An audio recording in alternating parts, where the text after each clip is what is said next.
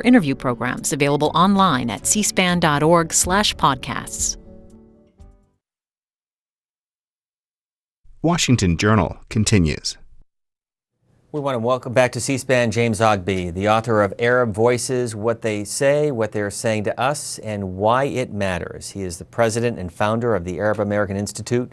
Appreciate your time. Thank you very much. Let me begin with something I saw online over the weekend. You're one of the contributors to The Arena, which is published by Politico, and you wrote that the capture and killing of bin Laden does not end the threat from al-Qaeda. And yet the National Journal has a cover story out this week saying the war on terror is over.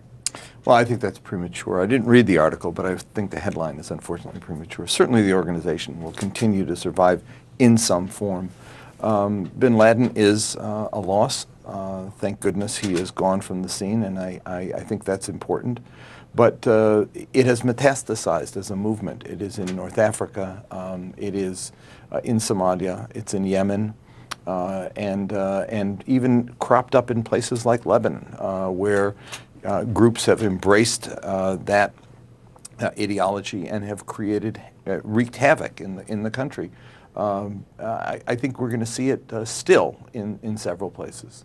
And you also point out that the president needs to be serious, somber, not to gloat. Did he strike that tone this week? He did. I think the president did an extraordinary job in sending a message that this is how we as Americans look at this. It's a day of remembrance for those who died.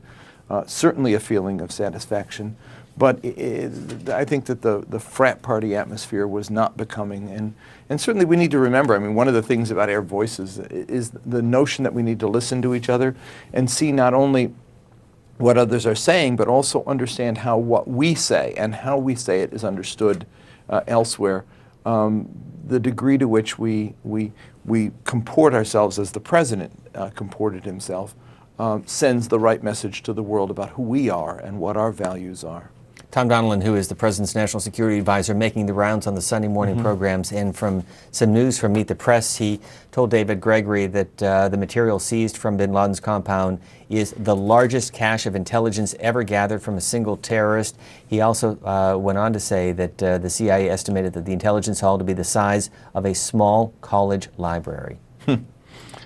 All on little thumb disks, thumb drives, and I think stuff will be coming out in the days to come, in the weeks and maybe months. Scholars are going to have a treasure trove after the intelligence agencies finish with it. But certainly, given what we believe they found, the fact that bin Laden had material under his possession is certainly going to prove some interesting leads and valuable ones, I believe.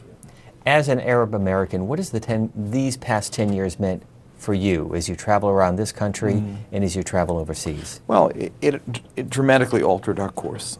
In 2001, we were on a certain path to empowerment, and then after 9/11, what happened almost immediately were the death threats, and it was tragic in a way, in a double way for us, because as we were mourning the loss of lives and the fear and the threat, my office is a block and a half from the White House, and we were as frightened and as angry and as stunned as all Americans were.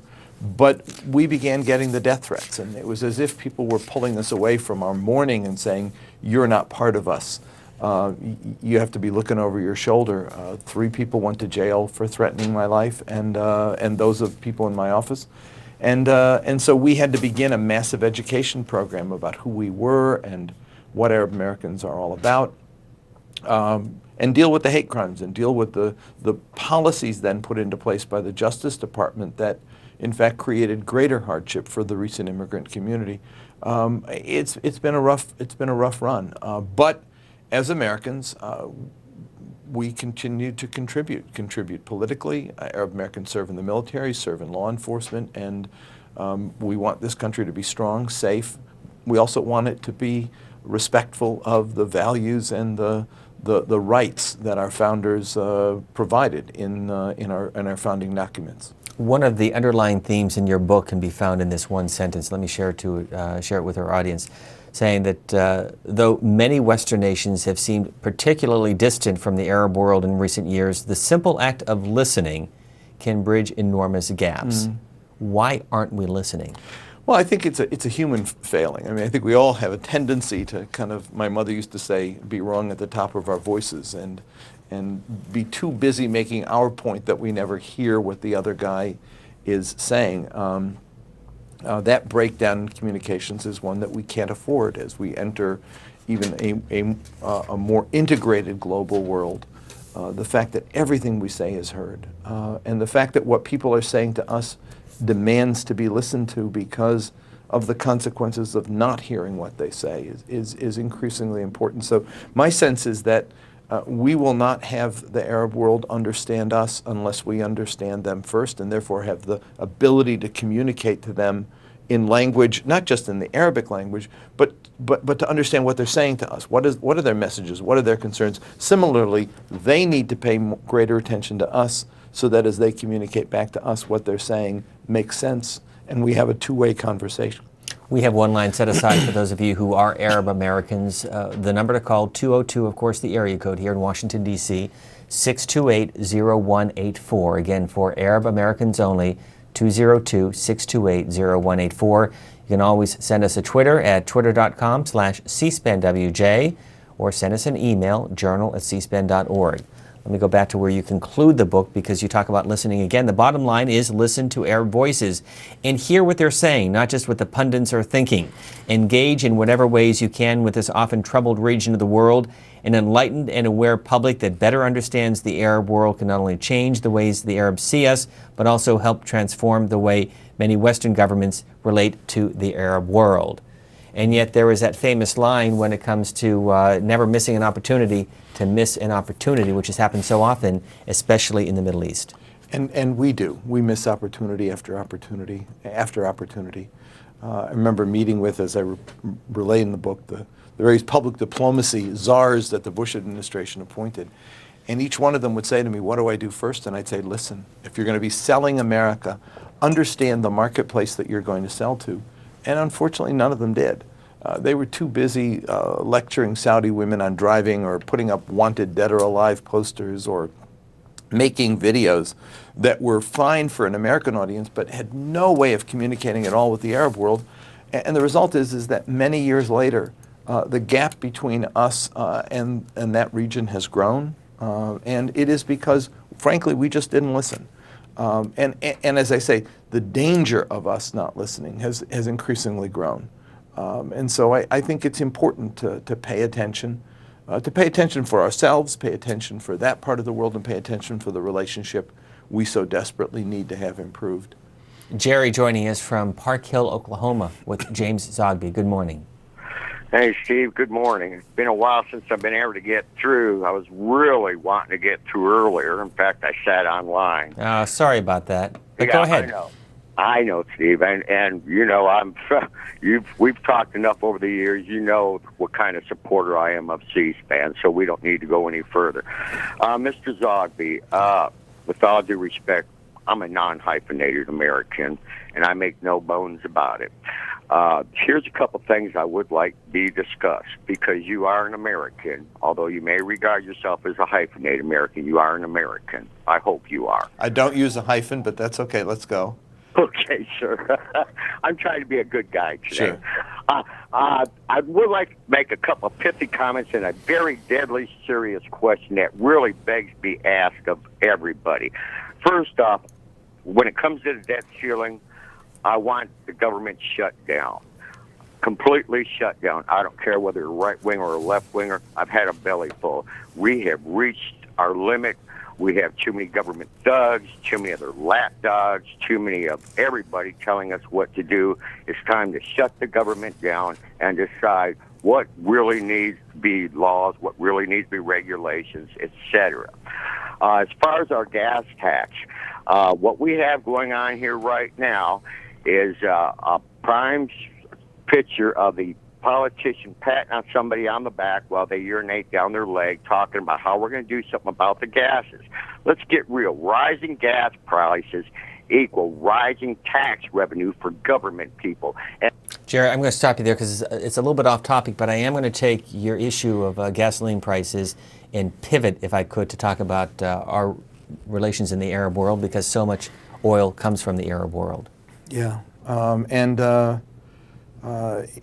It's a growing concern. It's a growing concern in the Arab world as well. They've understood the need to sort of max out a certain level of where prices ought to be, because they don't want to see Western economies suffer to the degree to which our economies suffer. To their degree, their largest trading partners are in trouble. So the Saudis, for example, who drive that market, even though we are not major consumers of Saudi oil, we get our oil from Canada and Mexico, but Saudis help regulate by increasing production when world supplies are down and by decreasing when world supplies are up. But they don't want to see the prices of oil get too out of control, and they are out of control right now.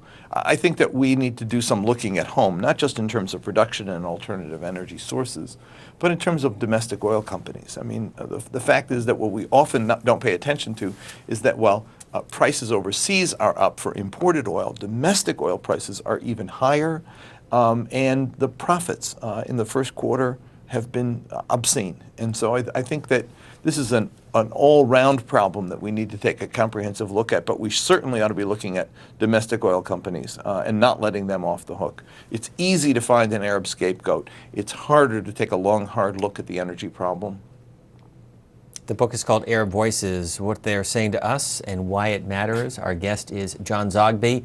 Nope, it's Jim. James Zogby. John Zogby. I'm looking at the poll up there because we've worked so closely with your brother, John And Zogby. John is probably home right now saying, we're not the same guy. So for James Zogby, Mac is joining us from Wales in the UK. I want to point out that this program is carried on the BBC Parliament channel. Go ahead, Mac.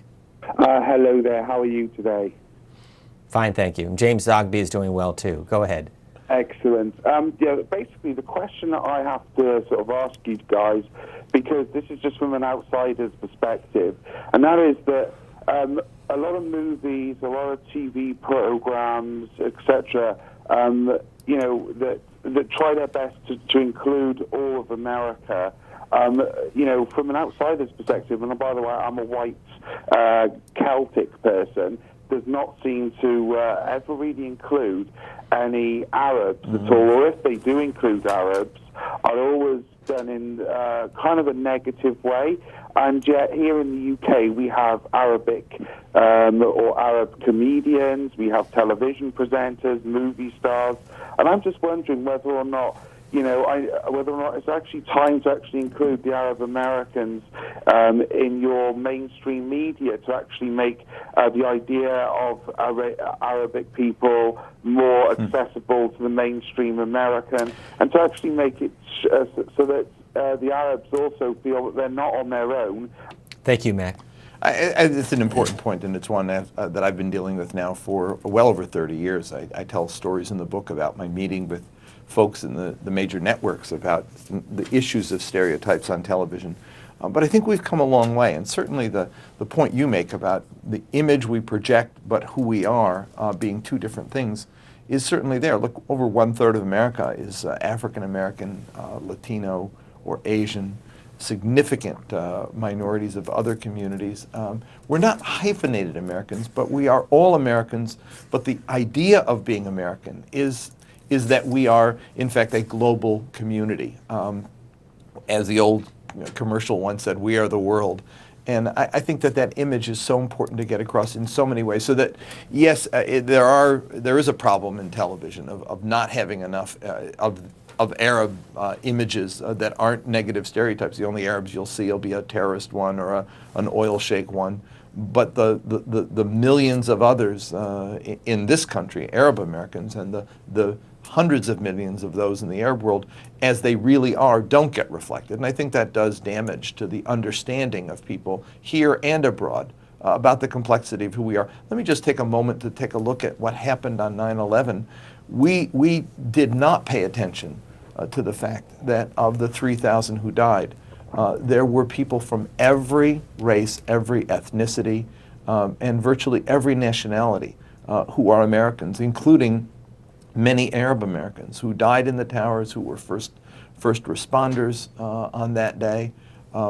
We are the world, and we pay the price as a country. All of us do, and we all work together to defend the country. In your book, Arab Voices, you spend some time trying to break through some of the myths, and you begin with myth number 1. they're all the same. Yeah. Well, I think there's this sense that, that there's this sort of monochromatic, dull stereotype that all Arabs are one thing. They're all angry. They're all, of one mind about all issues, and that every Arab is the same. And that's simply not true. In the polling that we do, when you look at Arabs in Morocco versus Arabs in Egypt or Saudi Arabia, you get some wildly different attitudes and an incredible appreciation from each country about the values and about the particular characteristics of their own countries. Egyptians have a national culture, Saudis have a national culture, and it's important that we begin to understand the nuances and the texture of the rich fabric that comprises the Arab world. It is a world, just like America is a world, even though you got Texans and people from Brooklyn being very different in their culture and very different in the values that they may project. But there are some common sensibilities that unite us. It's the same in the Arab world. It's a world, but it's a world with rich texture and rich differences, one that we need to pay attention to. So there's not one size fits all model that you can apply to that world as we too often have done. Our guest is the founder and president of the Arab American Institute. John is joining us from Atlanta. Good morning. Welcome to the conversation. Good morning, gentlemen. Just a few comments. Famous philosopher once said, "If you label me, you negate me." I mean, we I think too much fixate on labels, personal labels, identities, and we separate ourselves from each other. We're all human beings. We're all living on Earth, and we all deserve respect. We all deserve freedom. We all deserve to be liberated from what historically the history of the world is littered with people suffering under tyrannical ideologies, belief systems, political systems, and it's the same now. I mean, throughout the world. And I think the Arab world, the people of Africa, the people of the Far East, the people of South America and Central America deserve to be liberated from tyrannical ideologies, belief systems, and political tyranny. Let me just take the labeling issue for a moment, because I think it's important. We do use labels. It is a function of who we are as human beings. I mean, we have to have ways of describing realities or describing other people. I think the point is not to try to be reductionist in those labels, not to try to find one label that subsumes all the others, because every one of us are people that have complex identities. At the end of the day, at some point, I'm a kid from Utica. I'm a Roman Catholic. I'm a person of Lebanese descent. My dad was an immigrant, and I'm a person who respects my Arab heritage and ancestry. I'm also an American, somebody whose family's been here in the country on my mother's side for 100 years, fought in every war, served in every branch of the service, and deeply respect the values of this country that are my values. And so as I look at me, or as you look at me, it's important to kind of get to the sense of all of those identities and not just reduce me to one. And similarly, in my conversation with you, it's important that I do the same. If we respect that, if we see the other as we want to be seen ourselves, human interaction and discourse can be much more respectful, much more beneficial, and much more productive of the kind of relationships we want to have and that we need to have with people and with the world. Our next call is Alan joining us from Santa Barbara, California with James Zogby. Good morning. Good morning, Steve. As always, C-SPAN does a great job, and thank you for having Dr. Zogby. I want to say a couple of points because I have a very familiar, not as knowledgeable as Dr. Zogby, but what amazes me, which is it's like having somebody who misdiagnosed. The misinformation out there in the media is just amazing, and that's very unfair. I'll give you a couple of statistics. One is 78 to 80% of the oil comes from Canada, Mexico, Venezuela. Only 8% or less comes from Saudi Arabia. So when they keep saying the Arab world, and the Arab world is like another planet out there, some people say it. So it's only 8% comes from so-called the Middle East or Arab world. The other thing is statistics out there. It's like about a third of the Arab nations are actually Catholic or Greek Orthodox or Christian, basically. the more they repeat how clever this Al-Qaeda and how clever those terrorists, which represent less than 1% of the Muslim world, the more they repeat them, the more they feed to those terrorists' ego, the more they make them famous, the more they make them more powerful. And that's very sad that every day, any media turn on, how much they're going to do to us, and this paranoia, it's not healthy for the world, it's not healthy for America, and it feeds to those people's ego, making them even more dangerous. So Alan, we'll get a response. Thank you for calling. Let me just say, I think that last point is so critical. Certainly the numbers you have on oil are important and should be recognized, but aren't.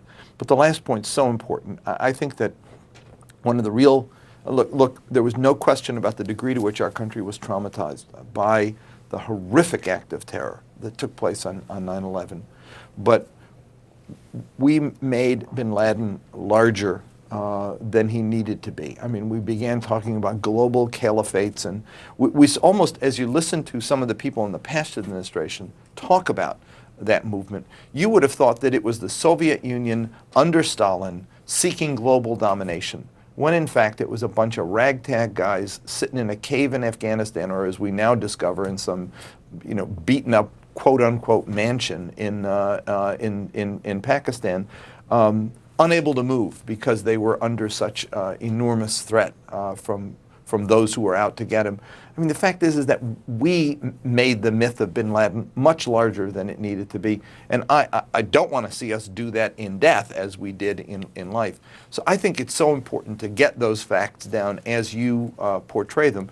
And let me make a point. One of the things we've done is we've taken, unfortunately, a situation here in the States where people had no knowledge and created a sense that I do know. And so in the polling that we do here, for example, we find increasingly that people are saying, when we ask the question, do you know enough or do you need to know more? People are saying, I know enough, I don't need to know anymore. And yet what they know is just horrible myth and stereotype about Arabs, that Islam is a religion of hate, or that Muslims are taught to be extremists and fanatics, or that that simply that we can never get along, and ignore the reality that exists in our own communities and exists in many parts of the Arab world where people do get along. And I think this is a growing problem that we saw develop last summer during the outrage that was sort of fueled over the building of an Islamic center in southern Manhattan, that we created a deeper division between us and Muslims based largely on myth and stereotype, and created the impression even in the world that Americans are an intolerant people. We have to be careful, and we shouldn't go down that road. It is a bad one. We need real information and not myth. Mary is joining us from Cornelius, North Carolina, with James Zogby, author and president of the Arab American Institute. Good morning. Hi. I am so pleased that this man is on. I'm going to the library tomorrow to get his book. No, go to the bookstore and buy the book. I can't afford it, but I would. Okay. I would. But the library is good. Okay. I have been wondering, so for years now, finally I found linktv.org, and I do get information from the Middle East. But, you take, like, Wolf Blitzer as an example.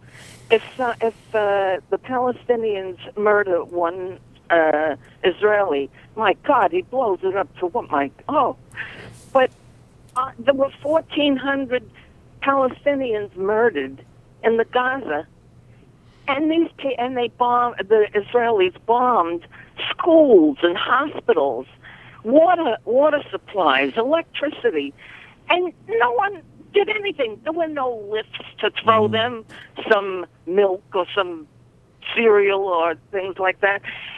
But my real question is this, sir. You're the best person I can ever ask this question of. When there are things that blow up in the Middle East, like in Cairo, we see these young people. They're intelligent. They don't look ferocious, and they're reasonable. And they just want what we all want. Why is it that we get Zionists on these programs to comment about what's going on in Cairo or any other Arab nation? Why aren't people like you that are reasonable, nice people to come on? Are you asked to come on? Do you ask them, can you come on? It is a growing frustration, although I would say that Wolf did have me on about a month ago, and we had a delightful and respectful conversation about my book and about what was going on in Libya at the time, and I've been on this program before. But you are right, not enough.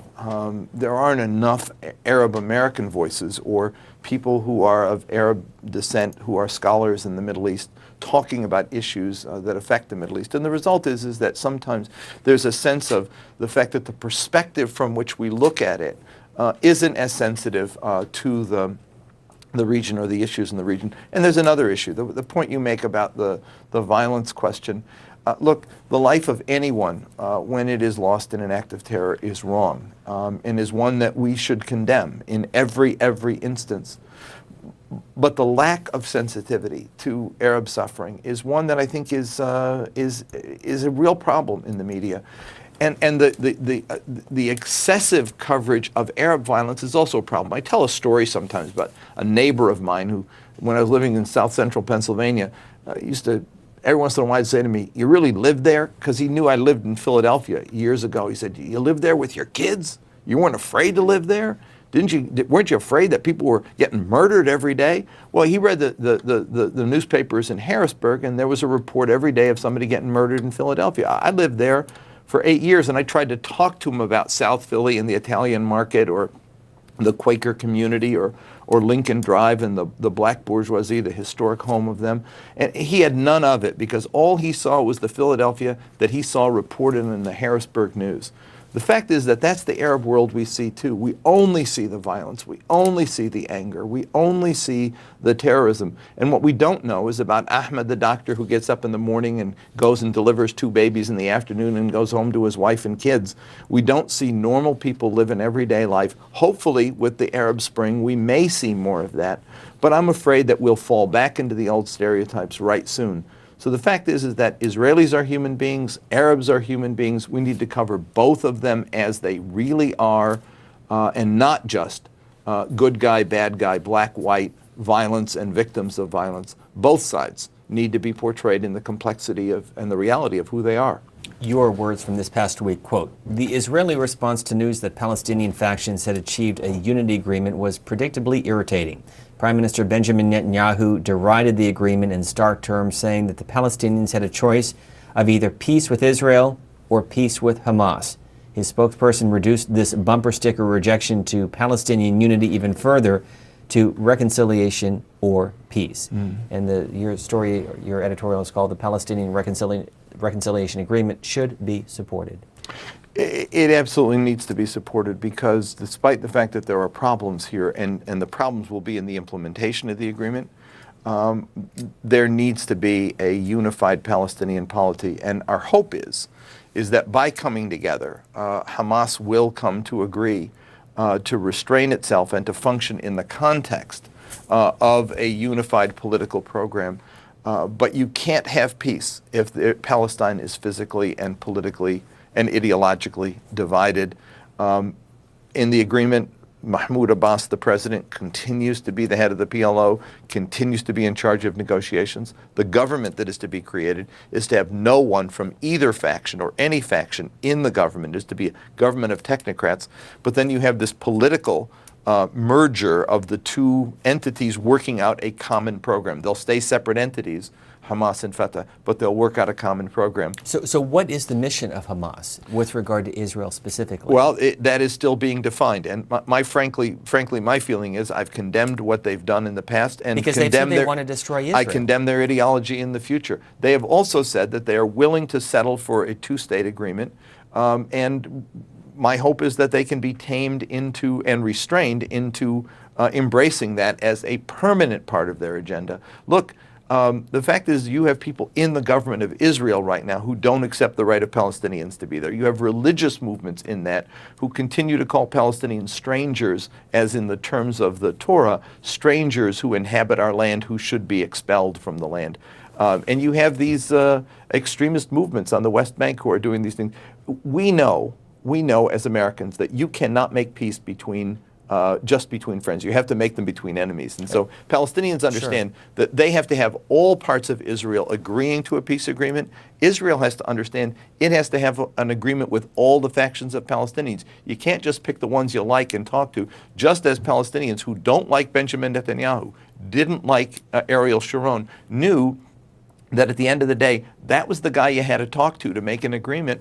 And hopefully, under the leadership of Mahmoud Abbas, we'll be in a position where America can help foster negotiations between a Palestinian group that's united with extremists and moderates under one umbrella, and an Israeli negotiating team that is unified under Benjamin Netanyahu with extremists and moderates unified under one position, so that an agreement that's made can stick. But can Israel trust Hamas? Can the Palestinians trust Israel? That's the big question, too. Obviously, neither side can trust either side, and some adult supervision is needed. America has to play that adult role and not be the coat holder for just one side. We can't do that. But some would argue that you have the Palestinian government, you have the Israeli government, and then you have Hamas, which many call a terrorist group. And it is a terrorist group, but the point is that they are agreeing, right, to restrain themselves and join in a political effort to create a unified Palestinian position, and thus far have restrained themselves from violent acts. Now, should they restrain themselves further? Should they commit themselves to their own government, to stop using terrorism? Obviously, I believe they should, because frankly, that has been not just immoral as behavior, but it's also been politically counterproductive. Palestinians have suffered as a result of it, and Israelis have suffered. It has served no purpose at all. This agreement can help the Palestinian government control itself, and that's what we need to see. You said they should, but will they? Will Hamas? Well, you know, the fact is that we'll have to see. That's if we act prematurely, and I think the U.S. has taken the correct position today, which is to say, let's wait and see how this works out. It's a good thing. But if we suspend all aid, if we allow Israel to suspend the shipment of Palestinian taxes into the West Bank and Gaza, which is what they have announced that they will do, if the blockade of Gaza intensifies and more provocative actions on the Israeli side continue to occur, they can sabotage this agreement. It's not in our interest to see it sabotaged. It's in our interest to progressively move people toward a better position and not to provoke them into a worse position. Let me say, I know we're out of time, but I want to just say that we're not out of time. We have one more call. I need to say, though, that it's Mother's Day, and I want to give my greetings to my wife and to my 3 daughters and my two daughters-in-law on this day, and I thank you for having me and giving me a chance to wish them Happy Mother's Day. But don't leave yet. We have Ami joining us from Clifton, New Jersey. He's been very patient with James Zogby. Good morning. Good morning. Hi. Hi. Hi. First of all, I want to apologize. I'm not sure if I should have called this line. I'm not really Arab. I'm from Pakistan. But since we're all lumped together anyway, in the light of everything that's been happening, I'm not sure if I can still... You snuck in line, but please go ahead. We only have about a minute left, so quick question. Okay. I just wanted to say, are you guys, the Middle Eastern or Arab American or whatever, why are you not, guys, in the absence of any media outlets that will hear the Middle Eastern point of view, Arab Americans' point of view, why are you guys trying to create your own We have platform? a website. It's great. People should check it out. I think that C-SPAN usually puts we have a link to cspan.org. A link to cspan.org. You can find it there. I have a weekly television show that's carried on Link Television and on MHZ networks around the country. And I've done some work with C-SPAN on Book Notes, where my program gets aired on Book Notes when I interview authors. So we've tried to create alternative media, and I think, in this global age of the internet, the opportunities are enormous, and we reach lots of people every week. But I thank you, and I hope you both dial in and log on and take a look at the show and look at the website. Thanks. Our guest, the founder and president of the Arab American Institute, and James Zogby is the author of Arab Voices. Again, a link available through our website at cspan.org. Thank you very much for being with us. Thank you very much, and thanks for the calls. And as we've been showing you some of the highlights of Saturday Night Live, including a little spoof on C-SPAN and the capture and killing of bin Laden, here's an excerpt from last night's program. Next on C-SPAN, earlier today, the Pentagon released a tape seized in Sunday's raid in Pakistan, purporting to be Osama bin Laden's last will and testament. The tape runs about 3 minutes. Allah be praised. I, Osama bin Laden, being at present in good health and of sound mind and memory, thanks be to Allah, hereby declare the following to be my last will and testament. First, as to my funeral arrangements, it is my wish that they be conducted in strict accordance with Islamic law. As pallbearers, I designate my 5 oldest sons and Dakota Fanning. If Dakota Fanning is positively unavailable, my executors may replace her with a Dakota Fanning look-alike, although I do ask that they try to get the real Dakota Fanning, if that is at all possible. If, by the time of my death, Dakota Fanning is over 12 years of age, or is no longer a virgin, my executors are to replace her with her younger sister, if she has one. Although again, a 12-year-old virgin Dakota Fanning is my absolute first choice. Second, as to my place of burial, I leave the decision to my executors, provided that, wherever it is, they do not bury me at sea. As my family well knows, I have a deathly fear of being eaten by fish, so I'm very serious about this. Do not bury me at sea. Third, as executors to this my last will and testament, I name my dear friends at the Pakistani intelligence services.